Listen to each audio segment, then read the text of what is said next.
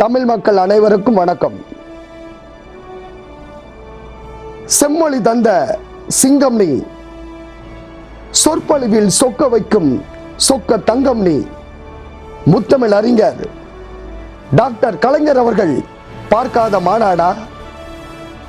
இந்தியாவிலே முதல் மாநிலமாக இன்று சிறப்பாக ஆட்சி செய்து கொண்டிருக்கும் தமிழ்நாட்டின் முதல்வர் தங்க தளபதி மு.க. ஸ்டாலின் அவர்கள் நடத்திடாத மாநாடா? நேற்று தொடங்கி இன்று ஆரம்பித்து இன்று முடிந்த அரசியல் வரலாறு அல்ல.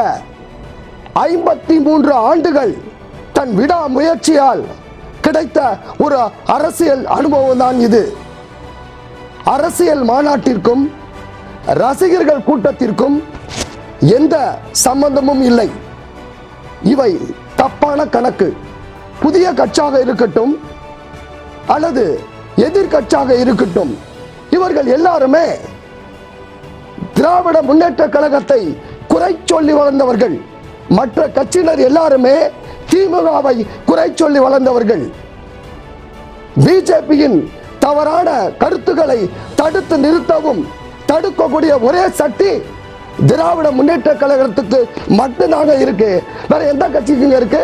இதை எல்லாமே தமிழ் மக்கள் அறிவார்கள். ஆகவே நடைபெற இருக்கும் 2026 சட்டமன்ற தேர்தலில் திராவிட முன்னேற்ற கழகம் 200க்கும் மேற்பட்ட இடங்களில் கைப்பற்றும் என்பதை நீங்கள் எழுதி வைத்துக் கொள்ளுங்கள். இந்த வீடியோ உங்களுக்கு பிடிச்சிருந்துச்சா லைக் பண்ணுங்க, ஷேர் பண்ணுங்க, சப்ஸ்கிரைப் பண்ணுங்க. ஜீவன் சேனலில் இருந்து எஸ் ஆண்டனி. நன்றி, வணக்கம்.